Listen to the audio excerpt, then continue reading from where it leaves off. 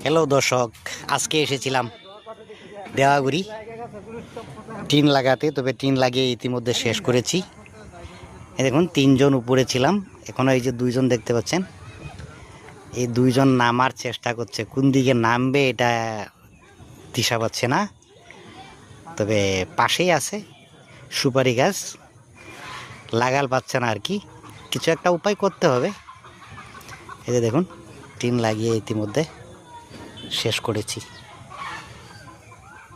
এই চালের টিনগুলো নীলা, এটা হলো সাদা, এটা হলো একটা বারান্দা।